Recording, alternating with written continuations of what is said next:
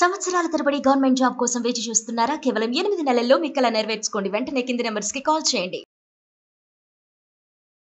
ప్రస్తుతం మనతో పాటు లైవ్ కాల్ అందుబాటులో ఉన్నారు జేడి లక్ష్మీనారాయణ గారు, జై భారత్ పార్టీ వ్యవస్థాపక అధ్యక్షులు, అలాగే మాజీ సిబిఐ జేడి కూడా. పైగా ఆయన ఇంతకుముందు యాంటీ టెర్రరిస్ట్ స్క్వాడ్ కి పనిచేస్తున్నారు. ఆయనతో మాట్లాడదాం. ఆపరేషన్ సింధూర్ పై ఆయన ఏం చెప్తారో ఒక్కసారి చూద్దాం. సార్ నమస్తే అండి. నమస్తే నిరుపమ గారు. సార్, మొత్తానికి యుద్ధం మొదలైంది అని అనుకోవచ్చా? ఎందుకంటే ఆపరేషన్ సింధూర్ తోటి ఎక్కడెక్కడైతే పాకిస్తాన్ ఉగ్రవాదులు ఉన్నారో వాళ్ళందరినీ తుడిచిపెట్టేయాలి అని చెప్పేసి భారత ప్రభుత్వం నిర్ణయం తీసుకున్నట్లు కనిపిస్తా ఉంది. రాత్రి 1:05 నుంచి 1:30 వరకు కూడా కాల్పులు జరిగాయి అని చెప్పి మన ఆర్మీ అధికారులే ఇప్పుడు ప్రెస్లో మాట్లాడారు. సో దీన్ని ఎలా చూడాలి సార్? అసలు ఆపరేషన్ సింధూర్ ఎక్కడి వరకు వెళ్ళబోతోందని అనుకుంటున్నారు సార్ మీరు? ఆపరేషన్ సింధూర్ ని ప్లాన్ చేసి విజయవంతంగా ఎగ్జిక్యూట్ చేసిన మన భారతదేశ రక్షణ దళాలకు, వారిని మార్గదర్శనం చేస్తూ వారి వెంట ఉన్న ప్రధానమంత్రి గారు, తర్వాత రక్షణ మంత్రి గారు, హోంమంత్రి గారు, తర్వాత national security advisor Ajit Doval గారు, మిగతా వారందరికీ కూడా మొట్టమొదటిసారిగా మనం అభినందనలు తెలియజేయాలి. ఎందుకంటే ఏప్రిల్ 22వ తర్వాత 2వ రోజున పహల్గావ్లో జరిగిన సంఘటన తర్వాత అనేక చర్చలు మనం రోజు టీవీ మాధ్యమాల్లో చూస్తూనే ఉన్నాం. యుద్ధం రాబోతోంది, ఆ తర్వాత ఇక పాకిస్తాన్ ఉండదు, ఇలా రకరకాల చర్చలు జరిగాయి.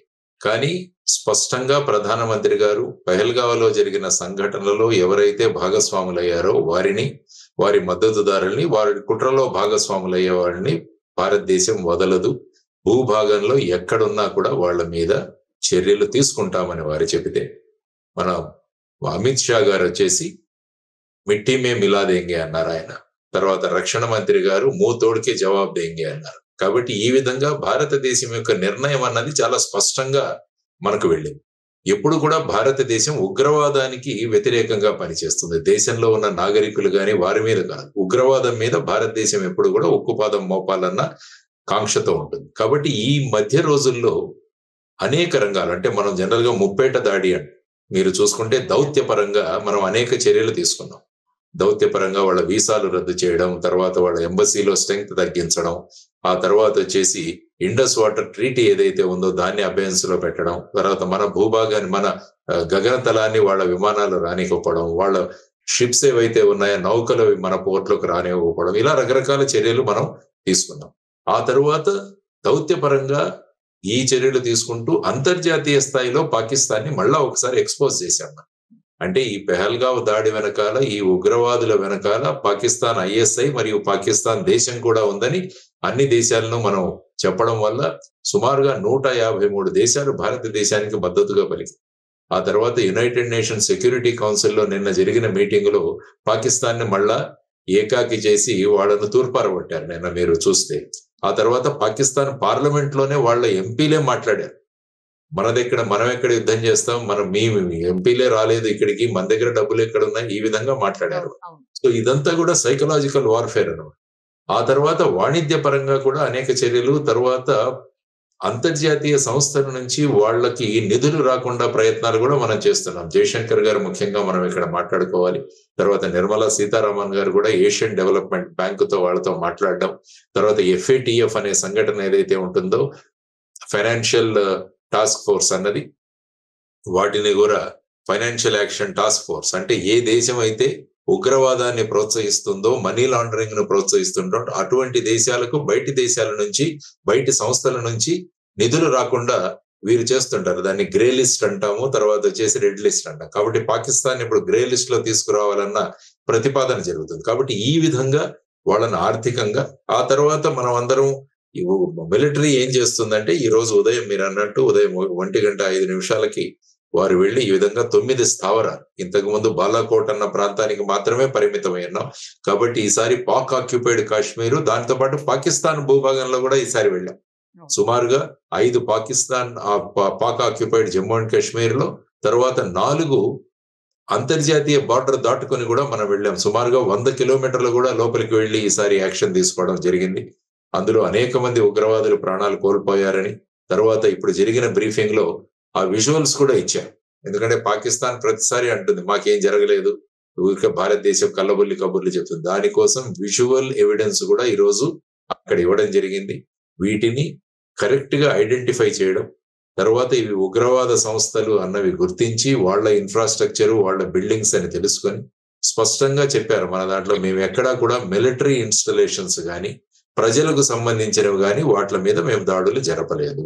కాబట్టి ఇదంతా మనం చూసుకుంటుంటే ఏం తెలుస్తుందంటే భారతదేశం ఈ 22వ తారీఖు నుంచి ఈ విధంగా క్యాలిక్యులేషన్స్ చేసి అజిత్ డోవల్ గారి నేతృత్వంలో, సిడిఎస్ గారి నేతృత్వంలో ఇవన్నీ కూడా ప్లాన్ చేసి ప్రధానమంత్రి గారి ఆమోదంతో ఈ చర్యలు తీసుకోవడం అన్నది భారతదేశం ఎప్పుడు కూడా ఉగ్రవాదానికి వ్యతిరేకిస్తుంది అన్నది సుస్పష్టమైన మెసేజ్ చెప్పాం. ఇది ఫేజ్ 1 మాత్రమే అన్నది కూడా చెప్పాం. అంటే చాలా మంది అనుకోవచ్చు ఇది అయిపోయింది ఇంకేం ఉండదు.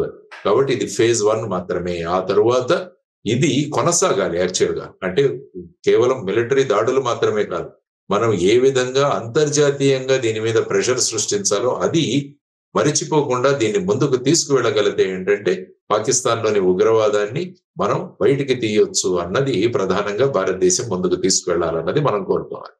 సార్ యాక్చువల్లీ ఈ రోజు మాక్ డ్రిల్ పెట్టున్నారు మొత్తం దేశవ్యాప్తంగా పలు ప్రాంతాల్లో, మనకు కూడా హైదరాబాద్ లో ఒక 4 ప్లేసెస్ లో పెట్టున్నారు. దాన్ని కూడా ఆపేసినటువంటి పరిస్థితి. అంటే ఆపరేషన్ సింధూర్ ని కంటిన్యూ చేస్తారు అనే ఒక మెసేజ్ ని ఇస్తున్నట్ట సార్, లేకపోతే దీన్ని ఇంకా తీవ్రతరం చేయబోతున్నారనా? అసలు ఏ రకమైన మెసేజ్ ఇచ్చారు సార్? పెట్టినటువంటి మాక్ డ్రిల్ ఎందుకు ఆపాల్సిన పరిస్థితి వచ్చింది? ముఖ్యంగా ఏంటంటే మాక్ డ్రిల్ అన్నది 1971వ సంవత్సరం నుంచి తర్వాత మళ్ళా మొదటిసారిగా మనం అమలు చేస్తాం. అందువల్ల ఏంటంటే చాలా ప్రిపరేషన్స్ అవ్వాలి. యాక్చువల్ గా మనకు ఏంటంటే ఆల్రెడీ ఒక యాక్షన్ తీసుకున్నాం, ఆపరేషన్ సింధూర్. కాబట్టి పాకిస్తాన్ ఏ విధంగా ప్రతిస్పందిస్తుంది అన్నది కూడా మనం చూడాల్సిన అంశం. కాబట్టి ఇటువంటి సమయంలో మాక్ డ్రిల్స్ అన్న వాటిని పెట్టి మళ్ళా పబ్లిక్ ని పెద్ద ఎత్తున రోడ్ల మీదకి తీసుకురావడం ఇవన్నీ కూడా కాకుండా సోషల్ మీడియా ద్వారా అనేక మెసేజ్లు చేస్తున్నాయి. మనకి ఏమైనా బాంబు దాడులు కానీ ఏమైనా జరిగితే ఏ విధంగా ప్రికాషన్స్ తీసుకోవాలని అక్కడ మన ఢిల్లీ నుంచే కూడా కొన్ని వీడియోస్ కూడా రిలీజ్ చేయడం జరిగింది. అక్కడ ఉన్న వివేక్ శ్రీవాత్సవ్ గారని director general of civil defence, ఆయన మా బ్యాచ్మెంటే. సో తను వీడియోస్ కూడా పెట్టడం జరిగింది ఏ విధంగా చర్యలు తీసుకోవాలి. కాబట్టి ఇప్పుడు ఆల్రెడీ మనం యాక్షన్ లో దిగాం కాబట్టి ప్రతి చర్యలు ఏ విధంగా ఉంటాయి అన్నదాన్ని పబ్లిక్ ను రోడ్డు మీద తెచ్చి మళ్ళా కాలేజెస్ లో, స్కూల్స్ లో తీసుకొచ్చి చేయడం కన్నా కొద్దిగా ఇది చూద్దాం అన్న దాని విధంగా వాటిని తాత్కాలికంగా పోస్ట్పోన్ చేయడం జరిగింది. ఆ తర్వాత ముఖ్యంగా ఇప్పుడు పాకిస్తాన్ ఆపరేషన్ సింధూర్ కి వాళ్ళు ఎల్ఓసిలో, లైన్ ఆఫ్ కంట్రోల్ లో వాళ్ళు ఆర్టిలరీ ఫైరింగ్స్ చేస్తున్నారని మనం వింటున్నాం. కొంతమంది మన పౌరులు మరణించడము, తర్వాత వచ్చేసి గాయపడడం కూడా జరిగిందని చూస్తున్నారు. ఆ తర్వాత ఇప్పుడే జరిగిన బ్రీఫింగ్ లో కూడా వారు ఏం చెప్పారంటే మేము మళ్ళా కూడా బ్రీఫింగ్స్ చేస్తాము అని అన్నారు. అంటే దీంట్లో కూడా మనం అంతర్యం గమనిస్తే అందులో అక్కడ నుంచి వచ్చే రిపోర్ట్స్ ఏవైతే ఉంటాయో, అంటే ఎంత డ్యామేజ్ మనం చేశాం, ఎంతమందిని అక్కడ మట్టుబెట్టాం, ఆ తర్వాత పాకిస్తాన్ ఏం చర్యలు ఆలోచిస్తుంది, ఇవన్నీ కూడా చెప్పి భారతదేశ పౌరులు ఏ విధంగా సతర్కంగా ఉండాలని చెప్పి కూడా చెప్పే అవకాశం. కాబట్టి పాకిస్తాన్ ఈ చర్యలతో ఆల్మోస్ట్ డిమోరలైజ్ అయిపోయింది. వాళ్ళేదో మాట్లాడుతున్నారు, ఎందుకంటే మాట్లాడాలి, మేకపోతే గాంభీర్యాన్ని ప్రదర్శించాల్సిన అవసరం ఉంది వాళ్ళ మీద. కాబట్టి మేము కూడా సరి అయిన టైంలో, కరెక్ట్ టైంలో మేము కూడా చర్యలు తీసుకుంటామని వాళ్ళు చెబుతున్నారు. కానీ ఇప్పుడు మొత్తం అంతర్జాతీయంగా ఈ రోజు చూస్తే యునైటెడ్ స్టేట్స్ భారతదేశాన్ని సమర్థించింది, ఇజ్రాయెల్ భారతదేశాన్ని సమర్థించింది, మిగతా అన్ని దేశాలు కూడా భారతదేశానికి సెల్ఫ్ డిఫెన్స్ ఉంది. కానీ దీన్ని ఇంకా ఎస్కలేట్ చేయనివ్వకండి అని ఒక రిక్వెస్ట్ కూడా ప్రపంచ దేశాలు మనల్ని చేస్తుంది. సో ఈ విధమైన పరిస్థితులలో ఇప్పుడంతా కూడా పాకిస్తాన్ ఏ విధంగా రిప్లై ఇస్తుందన్న దాని మీద భారతదేశం యొక్క చర్యలు ఉండబోతున్నాయి. తర్వాత ఇంకా స్పెసిఫిక్ ఇన్ఫర్మేషన్లు ఏవైనా చేయాల్సిన ఉంటే వాటి మీద కూడా ఈ ఆపరేషన్ సింధూర్ అన్నది ఫేజ్ 2 కూడా అవ్వచ్చు. ఇది వెంటనే ప్రొలాంగ్డ్ గా జరగాలి. అంటే ముఖ్యంగా మిలిటరీ పరంగా కాకపోవచ్చు కానీ దౌత్య పరంగాను, వాణిజ్య పరంగాను ఆ ప్రెషర్ అన్నది మనం కొనసాగిస్తూ పాకిస్తాన్ వాళ్లే స్వయంగా వాళ్ళ దగ్గర ఉన్న టెర్రరిస్ట్ బేసుల్ని వాళ్లే కూలగొట్టే విధంగా మనం భారతదేశాన్ని వాళ్ళ కాళ్ళ దగ్గరికి తీసుకురావాలి అన్నది భారతదేశం ఆలోచించే విధానం అని నేను అనుకుంటాను. ఆ విధమైన పరిస్థితి కూడా వస్తుంది త్వరలో అన్నది నా అంచనా. సార్ కొంతమంది అనవసరంగా భయపెట్టిస్తున్నారో లేకపోతే మరి ఏం చెప్పదలుచుకున్నారో తెలియదు కానీ ఒక 2-3 వారాల పాటు చాలా ప్రాబ్లం అయిపోతుంది, ప్రత్యక్ష యుద్ధం వచ్చేస్తుంది, మిలిటరీ మొత్తం దిగిపోయి ఏదేదో జరిగిపోతుంది, ఇక్కడ బాంబులు పడిపోతాయి, హైదరాబాద్లో కూడా బాంబులు పడిపోతాయి, ఏకంగా హుస్సేన్ సాగర్లో కూడా బాంబులు పడిపోతాయి అని రకరకాలైనటువంటి కామెంట్లు చేస్తూ 2-3 వారాలకు సరిపడా నిత్యావసరాలన్నీ దగ్గర పెట్టుకోండి, ప్రజలు బయటకు రావడానికి కూడా ఇబ్బంది పడతారు, ఇట్లాంటి కామెంట్స్ చేస్తా ఉన్నారు. అది ఎంతవరకు నిజం సార్? ఎప్పుడు కూడా ప్రభుత్వం నుంచి వచ్చే సూచనలు ఏవైతే ఉంటాయో వాటిని మనం ఫాలో అవ్వాలి. ఎందుకంటే ఈ సోషల్ మీడియాలో ప్రతి ఒక్కరూ వాళ్ళు విపరీతమైన జ్ఞానంతో చెప్తుంటారు. ఈవెన్ కోవిడ్ కాలంలో కూడా ఇలాగే ఉండేది. ఈవెన్ కోవిడ్ సమయంలో నా వాయిస్ పెట్టి కూడా ఒక ఆడియో చేశారు. అవును. అంటే ఆ విధంగా కొంతమంది ఉంటారు ఈ విధంగా వాళ్ళ ప్రభావాన్ని చూపించడానికని. కాబట్టి ప్రభుత్వం ఏదైతే మెసేజెస్ పెడుతుందో, ప్రభుత్వం ఏదైతే ఆథెంటిక్ వీడియోస్ ఏదైనా పెడుతుందో, ఆథెంటిక్ గా ప్రభుత్వం ఏదైతే సూచనలు ఇస్తుందో వాటిని ఫాలో చేయాల్సిన అవసరం. కాబట్టి వీరందరూ కూడా భయాందోళనలు సృష్టించి ప్రజలందరూ మార్కెట్లకు వెళ్ళిపోయి అక్కడి నుంచి కూరగాయలన్నీ కొనుక్కొనేసి నిత్యావసర వస్తువులు కొనేసుకుని బ్యాంకులో ఉన్న డబ్బులు విత్డ్రా చేసుకుని ఇవన్నీ కూడా ఒక రకమైన ఆనందాన్ని కొంతమంది పొందుతుంటారు. ఆ విధంగా చేసే చర్యలు ఇవి. కాబట్టి వీటి మీద ప్రజలు నమ్మకం పెట్టుకుంటే ప్రభుత్వం ఎప్పుడైనా సూచనలు ఇవ్వాలంటే అది స్పష్టంగా ఈరోజు ఎలాగైతే ఇప్పుడు ప్రెస్ బ్రీఫింగ్ మనం చూసాము, లేకుంటే ప్రెస్ ఇన్ఫర్మేషన్ బ్యూరో ద్వారాను, లేకుంటే ఐఎండ్బి మినిస్ట్రీ నుంచి కానీ స్పష్ట సూచనలు ఇస్తుంది. వాటిని ఫాలో అవ్వాల్సిన అవసరం ఉందన్నది ప్రజలకు మనం సూచన తెలియజేయడం అవసరం. మిసైల్స్ నంబర్స్ తో సహా చెప్పేస్తున్నారు సార్. ఈ మిసైల్ పడిపోతుంది, ఆ మిసైల్ పడిపోతుంది, ఈ నెంబర్ తో మిసైల్, ఆ నెంబర్ తో మిసైల్ అని. అది వింటుంటే అసలు ఏ నాలెడ్జ్ తో చెప్తున్నారో కూడా అర్థం కావట్లేదు వాళ్ళు. బట్ అది ప్రజల్లో ఒక రకమైన భయాందోళనలు రేకెత్తిస్తుంది. మీరు అన్నట్లు రకరకాలైనటువంటి నిత్యావసరాల మీద, మిగతా వస్తువుల మీద కూడా స్కేర్సిటీ పడి అవి రేట్లు పెరిగిపోయే అవకాశం కూడా ఉంటుంది కదా సార్ అనవసరంగా. సో ఈ విధంగా ఏంటంటే మార్కెట్ లో ఆర్టిఫిషియల్ ఇది తయారు చేసి ఆ విధంగా బూస్టప్ చేసే ప్రయత్నాలు కూడా చేస్తుంటారు చాలా మంది. సో ఏంటంటే ఆర్థికంగా ఇంకా షాపుల్లో అమ్మకానికి పోని వస్తువులన్నిటి ఈ సందర్భాన్ని వినియోగించుకొని మనం అమ్మేద్దాం అన్న ప్రయత్నాలు కూడా జరుగుతుంటాయి. సో కాబట్టి ప్రజలందరికీ మీ ద్వారా సూచన ఏంటంటే ప్రభుత్వం యొక్క సూచనల కోసం మనం వెయిట్ చేద్దాం అన్నది మనం ఆలోచించుకోవాలి. పాకిస్తాన్ ఎప్పుడు కూడా భారతదేశం మీద అటాక్ చేసే ధైర్యం లేదు. వాళ్ళు ఎప్పుడు కూడా అప్రత్యక్ష యుద్ధమే చేస్తారు. ప్రత్యక్ష యుద్ధం చేసే ధైర్యం లేదు వాళ్ళకు. అందుకనే వాళ్ళు ఇంతకు ముందు కూడా చూస్తే ఉగ్రవాద దాడులు కానీ, లేకుంటే ఈ నార్కోటిక్స్, ఈ మాదక ద్రవ్యాలు మన దేశానికి పంపించడం కానీ, లేకుంటే ఫేక్ కరెన్సీని భారతదేశంలో పుష్ చేయడం కానీ ఇలాంటివి చేస్తుంటారు వాళ్ళు. సో ఆ విధంగా ఫుల్ ఫ్లెడ్జ్డ్ యుద్ధం అన్నది నేను మొదటి నుంచే చెబుతున్నాను, అది రాదు. దానికి ఈ రోజు భారతదేశం స్పందించిన విధానం కూడా స్పష్టంగా ఉంది. మనకి టెర్రరిస్టులు టార్గెట్ గా, టెర్రర్ క్యాంప్స్ టార్గెట్ గా, టెర్రరిస్ట్ ఇన్ఫ్రాస్ట్రక్చర్ టార్గెట్ గా భారతదేశం లిమిటెడ్ యాక్షన్ తీసుకుంది. ఎక్కడ మిలిటరీ స్ట్రక్చర్స్ కానీ, పబ్లిక్ చెందిన బిల్డింగ్స్ కానీ మేము టార్గెట్ చేయలేదు. ఎందుకంటే మళ్ళా పాకిస్తాన్ విక్టిమ్ కార్డు తీస్తుంది. ఈ విధంగా నష్టపోయాము, ఈ విధంగా మేము విక్టిమ్స్ గా ఉండిపోయాము అని కార్డు తీయకుండా భారతదేశం సుస్పష్టంగా చెప్పింది, our fight is against terrorism, our fight is against terrorist infrastructure, our fight is against indoctrination, our fight is against terror base camps, our fight is against terror launch pads అన్నది సుస్పష్టంగా operation Sindoor phase 1 లో తెలియజేశారు. ఇప్పుడు వాళ్ళ reaction బట్టి next phases ఉంటాయన్నది మనం ఆలోచించుకోవాలి. సార్ ఒకవేళ నిజంగానే ప్రత్యక్ష యుద్ధం వచ్చింది అనుకున్నా కూడా అది ప్రతి స్టేట్ ని, లేకపోతే ప్రతి సెంటర్ ని, అంటే లైక్ హైదరాబాద్, వైజాగ్ ఇలా, లేకపోతే బెంగళూరు, లేకపోతే చెన్నై, ఇలా అన్ని సెంటర్స్ ని కూడా ఇబ్బంది పెట్టేటువంటి పరిస్థితి, లేదంటే అన్ని సెంటర్స్ ని కూడా నాశనం చేసేటువంటి పరిస్థితులు ఉంటాయా సార్? అసలు ముందు వాళ్ళ విమానం మన భూతలం, మన గగనతలంలోకి రావాలి కదా. వాళ్ళు ఏదైనా చేయాలంటే వాళ్ళు ముఖ్యంగా చేసేది ఏంటంటే వైమానిక దాడులు చేస్తారు. వాళ్ళ భూభాగం వదిలి భారతదేశంలోకి రాగానే వాళ్ళకు విమానాలు కూలిపోతాయి. There is no doubt. ఆ విధమైన రాడార్ సిస్టమ్ ఉంది మన దగ్గర, ఆ విధమైన మిసైల్ సిస్టమ్ ఉంది, ఆ విధంగా ఎయిర్ క్రాఫ్ట్ లను ఐడెంటిఫై చేసే సిస్టమ్స్ ఉన్నాయి, మనం సర్ఫేస్ టు ఎయిర్ మిసైల్స్ ఉన్నాయి మన దగ్గర.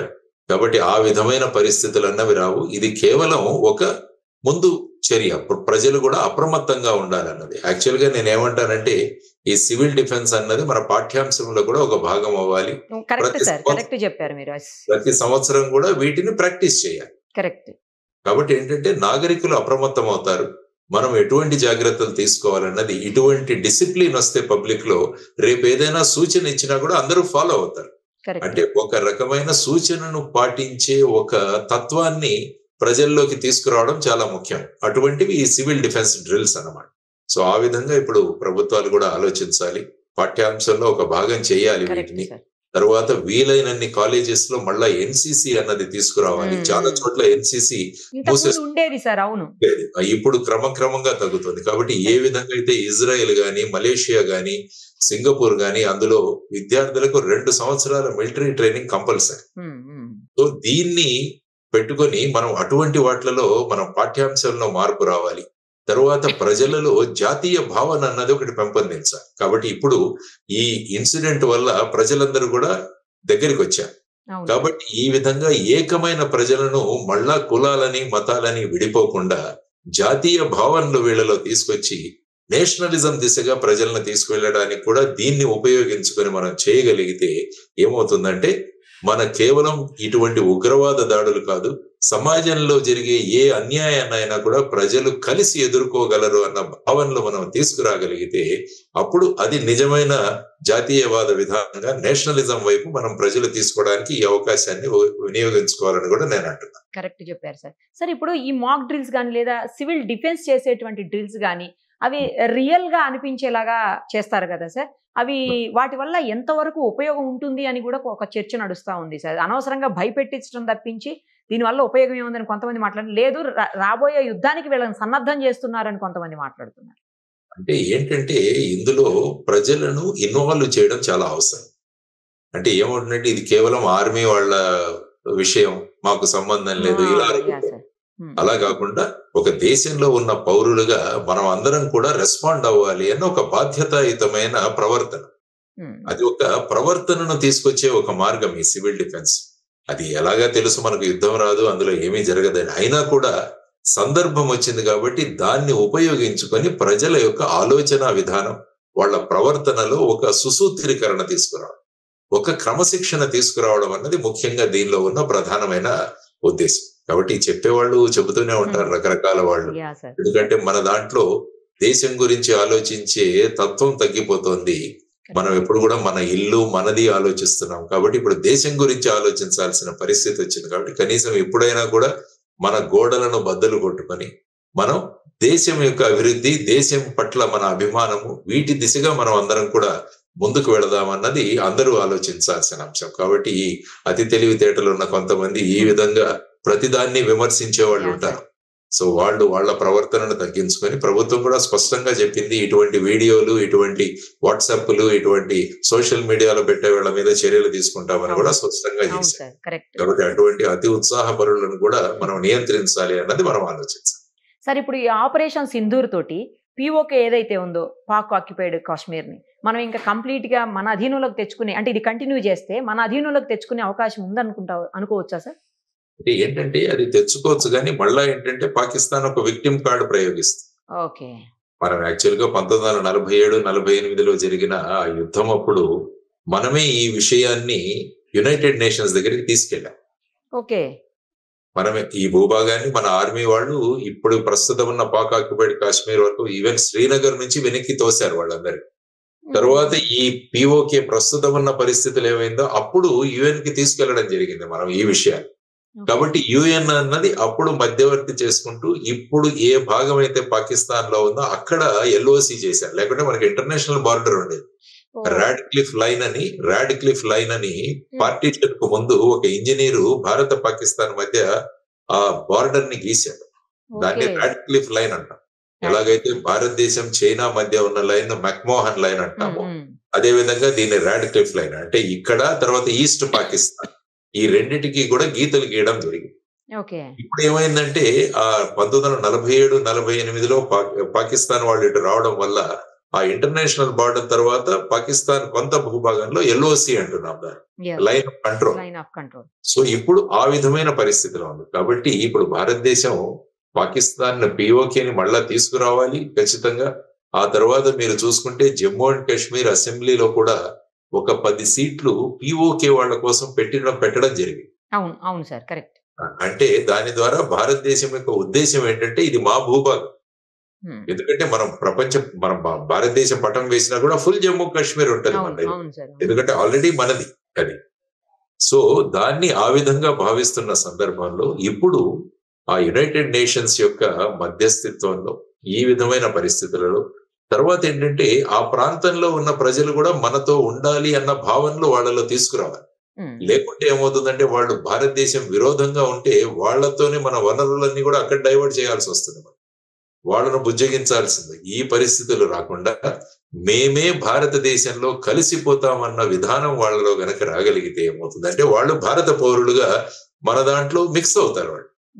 లేకుంటే ప్రతిసారి వాళ్ళు వేరు విధంగా ఆలోచించడము, అక్కడ మళ్ళా ఉగ్రవాద చర్యలు ఏర్పడడం, మన ఆర్మీ అంతా కూడా అక్కడ డిప్లాయ్ చేయడం, ఇవన్నీ కూడా మనకు అడిషనల్. సుమారుగా 53 లక్షల మంది ఉన్నారు వాళ్ళకి. మనకున్న జనాభాకు మళ్ళా ఒక 53 లక్షలు. అక్కడ ఏంటంటే పరిస్థితులు చాలా అధ్వానంగా ఉన్నాయి. వాళ్లకు మళ్ళా ఉద్యోగాలు, వాళ్లకు మళ్ళా ఈ మన పథకాలు ఇవన్నీ అమలు చేసే కన్నా అక్కడి ప్రజల సంసిద్ధత, మేము ఇంకా భారతదేశంతోనే ఉంటామని వాళ్లలో మార్పు తీసుకొచ్చి అప్పుడు యునైటెడ్ నేషన్స్ వాళ్ళ మధ్యస్థంతో మనం కలుపుకోగలిగితే ఏమవుతుందంటే ఆ కలయిక అన్నది సినర్జీతో కలుస్తుంది. లేకుంటే వ్యతిరేకంగా కలుపుకుంటూ ఉంటే ప్రతిసారి మనకు సమస్యలే ఉంటాయి. కాబట్టి ఆ విధంగా ప్రస్తుతం ఉన్న దాంట్లో ఆ విధమైన చర్యలు తీసుకుంటూ ముందుకు వెళతారన్నది నేను అనుకుంటాను. అప్పుడు ఆ విధంగా ఉండబోవచ్చు అని నేను అంటాను. సార్, ఈ రాబోయే సమీప దూరంలో ఎలాంటి సిచ్యుయేషన్స్ మన ఇద్దరి మధ్యన అంటే పాక్కి మన ఇండియా మధ్యన నెలకొనబోతున్నాయని మీరు అనుకుంటున్నారు సార్? పాకిస్తాన్ భారతదేశం మధ్య ఇక పాకిస్తాన్ సరెండర్ అయిపోవాలి. పాకిస్తాన్ సరెండర్ అయిపోయి మా భూభాగంలో ఉన్న టెర్రరిజాన్ని మేము మట్టు పెడతామన్న దీనికి ప్రపంచ దేశాలన్నీ కలిసి పాకిస్తాన్ ని తీసుకురావాలి. ఆ విధంగా తర్వాత ఒక ఇంటర్నేషనల్ మానిటర్డ్ ఒక గ్రూప్ అన్నది ఏర్పడి వాళ్ళు నిజంగా చర్యలు తీసుకుంటున్నారా లేదా అన్నది కూడా మానిటర్ చేయాలి. లేకుంటే వాళ్ళు ఏం చెప్తారు, మేము అందరినీ మట్టు పెట్టామంటారు. కుదరదు. ఎలాగైతే మనం ప్రపంచ దేశాల్లో ఉన్న ఒక ఫోర్స్ ని కనుక మనం అక్కడికి తీసుకురాగలిగితే వాళ్ళ సూపర్విజన్ లో ఈ టెర్రర్ క్యాంపులు కానీ వీటన్నిటి మీద చర్యలు జరిగి ఎప్పుడైతే ఆ ఇంటర్నేషనల్ బాడీ సర్టిఫికేట్ ఇస్తుందో ఇక పాకిస్తాన్ లో ఈ విధమైన టెర్రరిజం లేదు, క్యాంప్స్ లేవని, అప్పుడు అది మనం నమ్మాలి. లేకంటే ఏంటంటే అక్కడ రక్త బీజుడు లాగా దాని నుంచి పుడుతూనే ఉంటారు. ఎన్నిసార్లు చేసినా కూడా వాళ్ళు పుడుతూనే ఉంటారు. కాబట్టి ఈ టెర్రరిస్టుల పుట్టుక అన్నది మనం టోటల్ గా ఎలిమినేట్ చేయగలిగితే, అది అందరి యొక్క కోఆపరేషన్ తో గనక చేయగలిగితే అప్పుడు ఏమవుతుందంటే పాకిస్తాన్ మీద ప్రెషర్ ఉంటుంది. ఆ దిశగా భారతదేశం దీన్ని ముందుకు కొనసాగించాలి అన్నది మనం అంతా కూడా కోరుకుంటాం. సార్, లేటెస్ట్ గా అమెరికా అధ్యక్షుడు ట్రంప్ చేసినటువంటి కొన్ని వ్యాఖ్యలు కూడా దుమారం లేపుతున్నాయి సార్. 2 దేశాలు సంయమనం పాటించాలి, యుద్ధానికి పోవద్దు అని చెబుతూ 2 స్ట్రాంగ్ కంట్రీస్ రోడ్డు మీదకి వచ్చి కొట్టుకోవటం కరెక్ట్ కాదు అనమాట. ఎవరు స్ట్రాంగ్ కంట్రీ ఇక్కడ? ఎందుకు పాకిస్తాన్ స్ట్రాంగ్ కంట్రీ ఈ రకంగా అయింది అని చెప్పేసి చాలా మంది దానికి నిరసన వ్యక్తం చేస్తున్నటువంటి పరిస్థితి. సార్, ఆయన ఎందుకు అలా మాట్లాడారంటే ఆయన ఉద్దేశం ఏం చెప్పదలుచుకున్నాడు ఆయన అందులో? ఎందుకంటే పాకిస్తాన్ అన్నది అమెరికాతో చాలా రోజులు దగ్గరగా ఉండేది. సార్, ముఖ్యంగా ఆఫ్ఘనిస్తాన్ లో వాళ్ళు అక్కడ ప్రభుత్వాన్ని కూలదోయడానికి కమ్యూనిస్టు ప్రభుత్వాన్ని, అప్పుడు తాలిబాన్ అనే ఒక సంస్థను స్థాపించి పాకిస్తాన్ మద్దతుతో వాళ్ళందరినీ తయారు చేసి అక్కడ పంపించారు. తర్వాత ఈ తాలిబానే ఏకుకు మేకై కూర్చో, ఈ తాలిబాన్ వాళ్లే వెళ్లి మళ్ళా 2001 లో వాళ్ళ ట్విన్ టవర్స్ ని వాటిని అటాక్ చేయడంలో వీళ్ళందరూ ఉన్నారు. సో వాళ్లను మళ్ళా మట్టు పెట్టడానికి మళ్ళా పాకిస్తాన్ నే ఉపయోగించుకుంది అమెరికా. సో వాళ్లను ఆ విధంగా తయారు చేసిన వాళ్ళు మళ్ళా, ఎందుకంటే ఆ సమయంలో పాకిస్తాన్ యుఎస్ ఫోర్సెస్ వచ్చి ఆఫ్ఘనిస్తాన్ లో ఉన్నాయి తాలిబాన్ కు వ్యతిరేకంగా. సో అప్పుడు మళ్ళా ఏమైంది, ఫైనల్ గా ఇక వీళ్లతో వద్దని చెప్పేసి విత్డ్రా చేసుకున్నారు. కాబట్టి అమెరికన్ ఫోర్సెస్ ఆఫ్ఘనిస్తాన్ లో ఉన్న సమయంలో పాకిస్తాన్ వాళ్ళ మద్దతు ఉండింది వాళ్ళకి. కానీ క్రమక్రమంగా 2021 తర్వాత అది దూరం అయిపోయింది. జో బైడెన్ వచ్చిన తర్వాత వాళ్ళని విత్డ్రా చేసేసారు. సో దానివల్ల ఏమవుతుందంటే పాకిస్తాన్ చాలా దగ్గరగా ఉన్న దేశం, వాళ్ళకి F-16లు కానీ ఇవన్నీ కూడా చాలా సరఫరా చేస్తారు. F-16 విమానాలు ఏవైతే యుద్ధ విమానాలు ఉన్నాయో లేటెస్ట్, వాటన్నింటి కూడా పాకిస్తాన్ కి ఇచ్చి ఉన్నారు.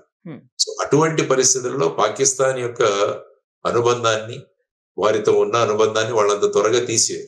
అందుకనే 2 దేశాల గురించి ఇరు దేశాలు మాకు మిత్రులే అని కూడా ట్రంప్ గారు మాట్లాడారు. ఇప్పుడు 2 దేశాల దగ్గర అణ్వస్త్రాలు ఉన్నాయి కాబట్టి మీరు సంయమనం పాటించండి అని కూడా వారు చెబుతున్నారు. జనరల్ గా ఈ 2 దేశాలు అణ్వస్త్రాలు ఉన్న దేశాలు ఈ విధంగా. తర్వాత ఏంటంటే ముఖ్యంగా భారతదేశం ఒక పెద్ద మార్కెట్ అమెరికా. సో ఆ విధంగా భారతదేశం కూడా ఈ మధ్య కాలంలో అమెరికాకు దగ్గర అవుతుంది. భారతదేశం యొక్క ప్రాముఖ్యతను కూడా అమెరికా తెలిసింది. ఎందుకంటే భారతదేశంలో ఉన్నవారే వాళ్ళ MNCs అందరికి కూడా CEOలుగా ఉంటున్నారు. భారతదేశం మీద చాలా ఆధారపడి ఉంటుంది. తర్వాత అక్కడి ప్రోడక్ట్స్ కూడా ఇక్కడ మార్కెట్ ఎక్కువగా ఉంటుంది. కాబట్టి భారతదేశాన్ని దూరం చేసుకోగలదు. కానీ ప్రపంచ దౌత్యం ఎలా ఉంటుందంటే అటు అమెరికా కావచ్చు, ఇటు చైనా కావచ్చు, ఇటు రష్యా కావచ్చు, వారి ప్రాబల్యం పెంచుకోవడానికి వాళ్ళు ప్రయత్నం చేస్తుంటారు. అందుకనే వాళ్ళు పాకిస్తాన్ కూడా ఒక కార్డుగా పెట్టుకుంటారు. సో డైరెక్ట్ గా మేము వాళ్ళని రిజెక్ట్ చేయం. ఇవంతా కూడా వాళ్ళ ఇంటర్నేషనల్ లెవెల్లో జియో పాలిటిక్స్ లో ఇవన్నీ కూడా ఉపయోగిస్తారు. అందుకనే ఈ విధంగా చెబుతున్నారు వారు. కాబట్టి ఇరు దేశాలు కూడా ఈ ఎస్కలేట్ చేయొద్దు, దీన్ని పరిష్కరించుకోండి అని వారు అంటున్నారు. యునైటెడ్ అరబ్ ఎమిరేట్స్ కూడా అన్నారు, మిగతా దేశాలు కూడా కోరుతున్నాయి. కాబట్టి భారతదేశం ఈ రోజు మిలిటరీ చర్యలు చేసింది. కాబట్టి నెక్స్ట్ మిలిటరీ చర్య ఏదైతే ఉంటుందో అది పాకిస్తాన్ యొక్క రెస్పాన్స్ మీద ఆధారపడి ఉంటుందని మనం చూడాలి. Let us see sir. Thank you sir. Thank you so much. Suman టీవీలో మీ పర్సనల్ అండ్ బిజినెస్ ప్రమోషన్స్ కోసం కింది నెంబర్కి కాంటాక్ట్ చేయండి.